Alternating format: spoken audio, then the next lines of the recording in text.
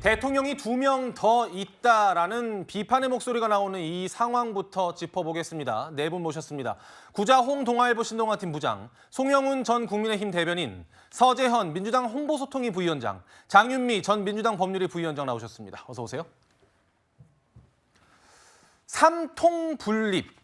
국민의힘 장동혁 대표가 이재명 대통령의 취임 100일 기념 기자회견을 보고 난 뒤에 했던 이야기였습니다. 목소리 먼저 듣고 오죠.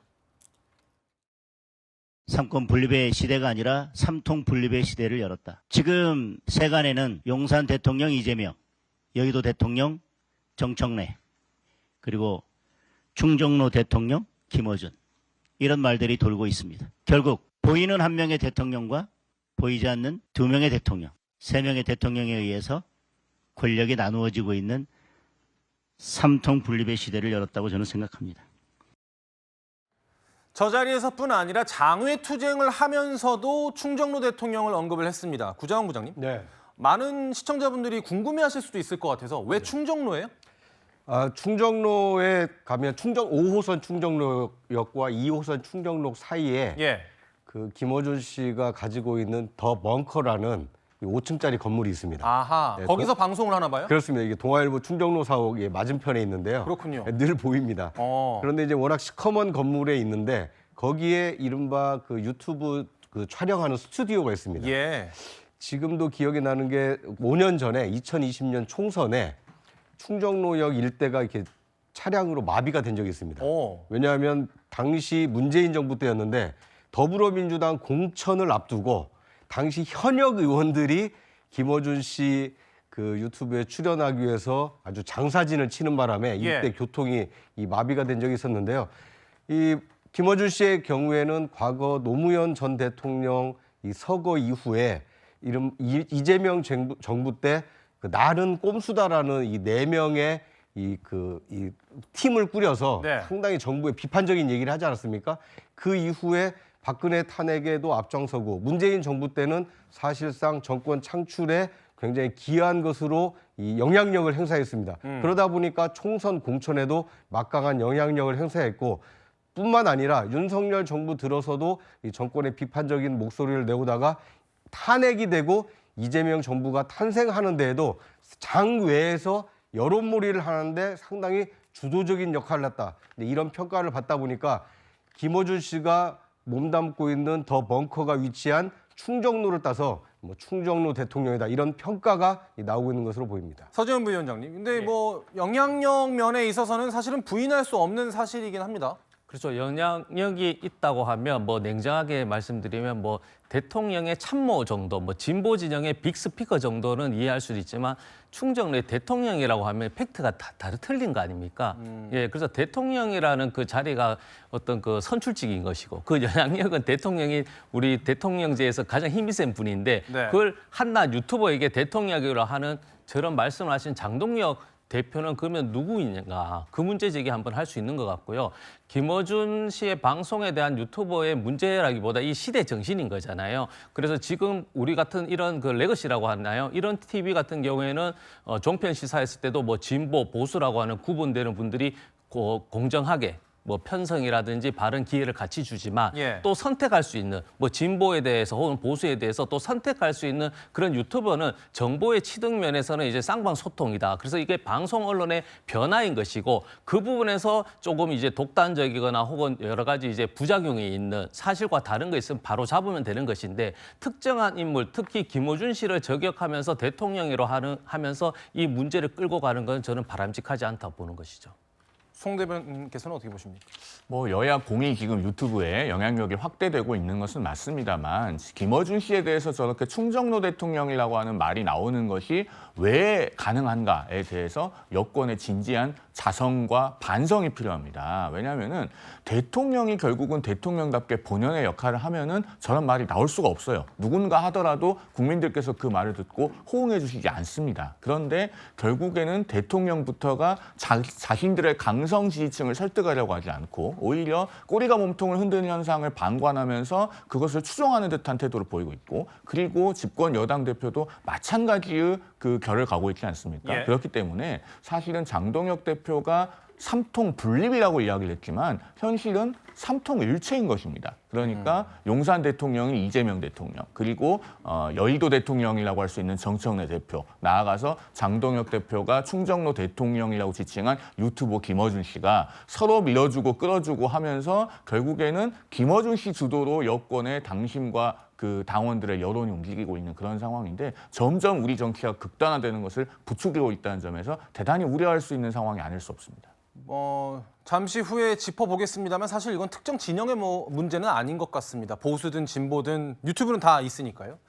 어쨌든 유튜브가 정치 권력화되고 있는 것 아니냐라는 우려가 많이 나오는데 이런 현상에 대해서 김어준 씨를 겨냥한 의외의 인물이 있었습니다. 바로 노무현 전 대통령의 사위인 곽상원 민주당 의원인데 어떤 언론 보도를 인용하면서 유튜브 권력이 정치 권력을 휘두르고 있다 이렇게 비판의 글을 연일 올리고 있습니다. 그러자 국회 과방위원장이기도 한 최민희 의원이 민주당 의원들이 다 같이 모인 그 단톡방에 말 바로 해라. 이거는 지금 박희승 의원 관련한 이야기인데 이거 말고요. 다른 그림 보여주세요. 네. 어떤 결정을 김어준 씨에게 휘둘려서 했는지 열거를 해봐라. 내가 보기에는 휘둘리는 건 곽상원 의원이다. 이렇게 저격 글을 올린 겁니다. 그러자 곽상원 의원이 다시 최민희 의원을 겨냥해서 이렇게 반박했습니다. 들어보시죠. 유튜브 권력과 관련한 그 문자 폭탄은 사실상 별로 없었습니다. 그래요? 뜻밖의 별로 없었고 오히려 응원한다는 문자가 굉장히 많았어요. 유튜브라는 매체를 이용해서 현재 정치 권력화되었다, 정치 권력 행사하고 있다라는 것인데 왜 국회의원분이 반응하시는지 모르겠네요. 장혜윤 변호사님, 네. 곽 의원이 응원 문자 많이 받고 있다 하면서 최민희 의원에게 정확히 반박을 했습니다. 그런데 아마 문제제기 방식 때문에 그런 것 같아요. 저는 문제제기 할 수 있다고 봅니다. 왜냐하면 이제 유튜브 지형이라는 게 보수 진보 할 것 없이 강성 지지층들 그리고 뭐 팬덤 정치에 악영향을 준다라는 진단은 예전부터 있었는데 그런 문제 의식에서 이제 제기하는 데 그쳤으면 모르겠는데 이를테면 이런 식인 거예요.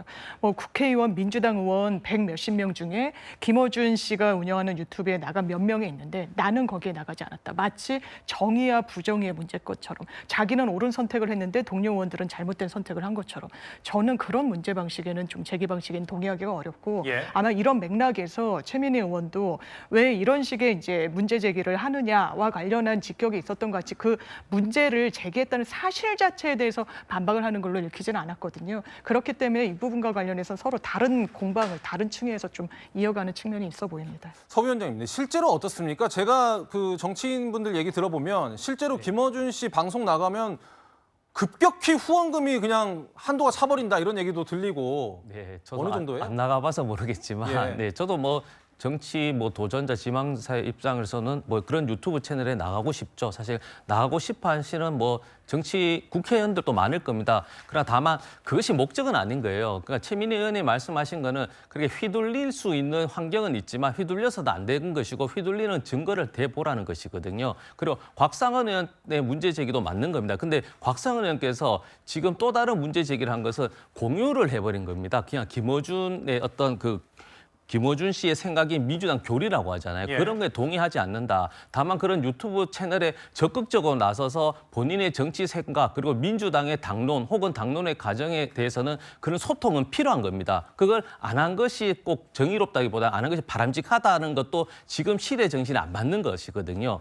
그렇기 때문에 유튜브의 어떤 긍정적인 보다는 비판적인 부분을 그냥 드라이하게 글로 제기했으면 아무 문제가 없는 것인데 그걸 링크로 공유한 거잖아요. 그 일례로 예를 들어 여러 정치인들이 자기 어떤 그 정치적인 성장이라든지 비전 제시하고 여러 가지 도움을 받는 것은 잘못된 것이라면 저도 아무 문제 없죠. 그러나 그 링크를 곽상원을 해서 노무현 대통령의 사위라고 해버리면 특정인에 공격하는 것처럼 비치는 거잖아요. 그런 어떤 전달의 문제는 분명히 있다. 그렇게 지적하고 싶죠. 구자문자님, 근데 곽상원 의원이 과거에 검사 탄핵안에도 기권표를 던지는 등 그 소신 있는 목소리를 내긴 했었거든요. 근데 그 이후로는 조금 잠잠하다가 갑자기 이런 문제 제기를 했단 말이에요. 어떤 이유였을까요? 글쎄요, 뭐 그건 뭐 곽상원 의원이 이제 정무적 판단을 해서 이대로 놔뒀다가는 오히려 새 정부가 이 굉장히 잘못된 길로 갈 수도 있겠구나 이런 우려에서 뭐 충정해서 했을 수도 있고 또는 이 김어준 씨를 비판함으로써 자신이 지금 김어준 씨와 거의 동급 비슷하게 취급이 되고 있지 않습니까? 이 정치인으로서는 유명해지는 방법이 좋은 방향으로 유명해지면 페이머스라고 하고요. 나쁜 방향으로 유명해지면 이제 노토리어스라고 하는데 예. 정치인은 무풀이 제일 무섭습니다. 예. 정치를 하고 있는지 안 하고 있는지 유권자들이 모르면 잊혀진 존재가 되지 않습니까? 오히려 저렇게 김어준 씨를 비판함으로써 곽상원이라는 정치인이 주목받은 것은 이 정치적 상승 효과는 분명히 있을 수 있다. 다만 현재 김어준 씨의 이 민주당 내의 영향력이 강하기 때문에 다음 총선에 지금의 이 논란이 곽상원 불공천 또는 공천의 불이익으로 가느냐 그렇지 않느냐가 이 더불어민주당의 이 김어준 씨의 영향력을 가늠하는 하나의 지렛대가 되지 않을까 하는 생각이 듭니다. 네, 곽상원 의원에 대해서 김재섭 국민의힘 의원은 엄청난 용기라고 칭찬했습니다. 그러면서 이런 얘기를 했습니다. 전한길 씨 관련해서 그렇게 방송에 질문이 오니까 대답을 하는데 거기는 그냥 뭐 부정선거, 뭐 계몽령 앵무새 아닙니까? 그것만 반복적으로 부정선거 무쇠처럼 돼버린 사람한테는 먹이를 주면 안 된다고 생각합니다. 먹이 금지.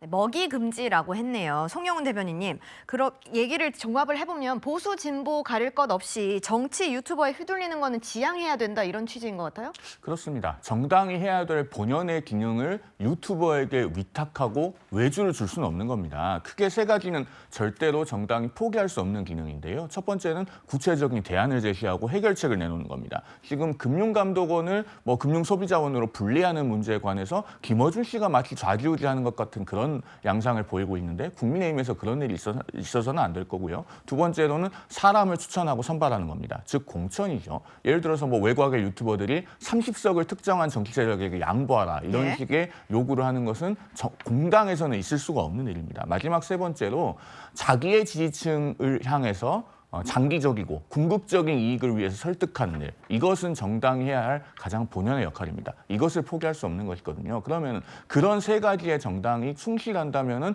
장외의 유튜버들에게 끌려다닐 일이 없습니다. 전한길 씨 같은 경우는 지금 미국에 가서 귀국하지 않고 있는 상황이지 않습니까? 안 돌아오는 건지 못 돌아오는지 모르겠습니다만은 이미 대한민국을 떠나기까지 했습니다. 그렇다면은 국민의힘에서도 더 이상 전한길 씨의 말에 대해서 일희일비해야 될 이유는 없다. 오히려 거리를 두는 것이 맞다라는 말씀을 드려야 될 상황으로 보입니다. 네, 송 대변인님이 앞서서도 언급을 해주셨는데 김어준 씨의 이 발언이 새로운 논란을 짚이고 있습니다. 정부의 조직 개편안을 두고 금감원 조직 개편이 불만이면 퇴사하면 된다라고 한 발언 때문인데요. 이 발언이 금감원 내부 게시판에 공유되자 직원들 반발 목소리가 엄청 커졌다면서요, 장 변호사님? 예, 그럴 수밖에 없을 겁니다. 기본적으로 이제 금감원을 이제 공공기관으로 지정하고 금융소비자보호원을 분리하는 개편안이 이제 이재명 정부의 하나의 이 청사진인데 이 부분과 관련해서는 당연하지만 이 내부 구성원들의 의견을 수렴하는 절차가 필요할 수밖에 없을 거예요. 근데 이제 당사자들은 조직이 분리되고 하다 보니까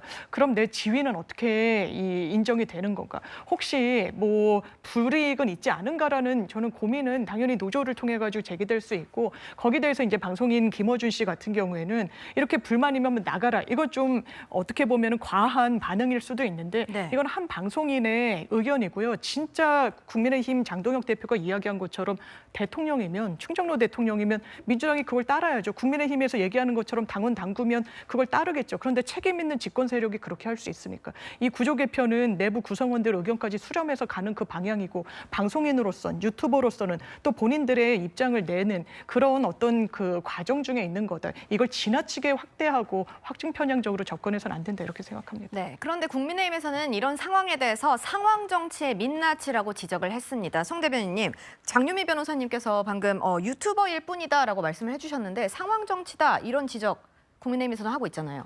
민주당 전당대회 결과가 그것을 여실히 보여주는 것 아니겠습니까? 물론 공식적으로 이재명 대통령이 의견을 밝힌 적은 없습니다만 여의도 정가에서는 이른바 명심이라고 하는 것은 박찬대 의원에게 실려 있었다라고 하는 것이 거의 정설이고 그럼에도 불구하고 김어준 씨의 위세를 등에 업은 정청래 의원이 놀랍게도 당대표에 선출되는 이변이 일어난 것이죠. 그것만 보더라도 지금 김어준 씨 유튜브가 사실상 민주당의 당심을 좌지우지하고 있다라고 표현을 해도 과언이 과언이 아닌 것입니다. 그러면은 민주당에서 이 김어준 씨의 영향력에 대해서 적절하게 제어를 하고 거리를 두려는 자성과 자정의 노력이 있는가, 그것을 봐야 되는데, 앞서도 저희가 말씀드렸습니다마는 곽상원 의원이 이렇게 김어준 씨가 마치 종교적인 위세를 과시하듯이 민주당을 좌지우지해서는 안 된다는 그런 목소리를 내도 바로 당내에서 공개적으로 반박을 당하고 그 말에 힘을 얻지 못하고 있는 상황입니다. 그렇기 때문에 민주당이 과연 김어준 씨의 영향력으로부터 벗어나서 공당의 본연의 역할에 충실하는 그런 지점으로 돌아올 수 있는지, 여기에 대해서 많은 분들이 걱정하고 계신 것이죠.